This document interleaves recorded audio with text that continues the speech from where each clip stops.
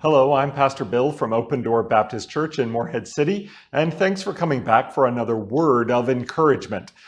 This is a daily video series that I've been bringing to help us all to put our minds and hearts back on the hope and encouragement and strength of the Scripture, as opposed to what the world would want to put into our thoughts, ideas of discouragement and pulling us away and focusing on the circumstances around us. And so today we are going to look at a passage out of the book of Ruth, which truly should probably be renamed into the book of Naomi, because the story is really about Naomi and how she went to a far land from Jerusalem, and her husband and both of her sons died, and she had no heirs, only left to her Ruth, this daughter-in-law, a foreigner actually, and who then they both go back to Jerusalem or to Israel.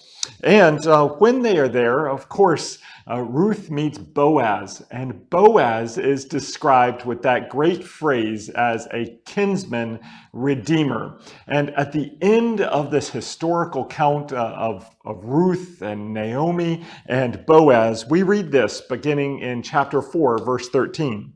So Boaz took Ruth, and she became his wife, and he went into her, and the Lord gave her conception, and she bore a son.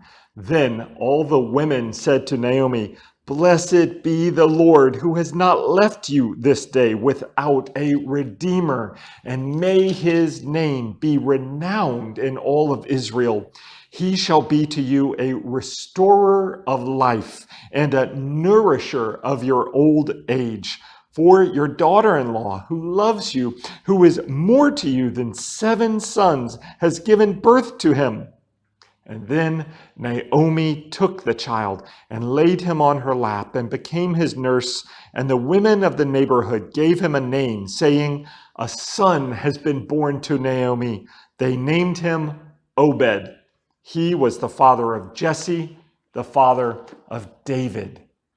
Wow. Obed, born to a foreigner, Ruth, and her kinsman redeemer, Boaz, and all to the joy of Naomi. What an encouraging end to an otherwise discouraging story. If you could read the account of Ruth and put yourself in the first half, which is discouraging, and if you, like Ruth and Naomi, feel in some way downtrodden, then get on to chapter 4 and listen to this.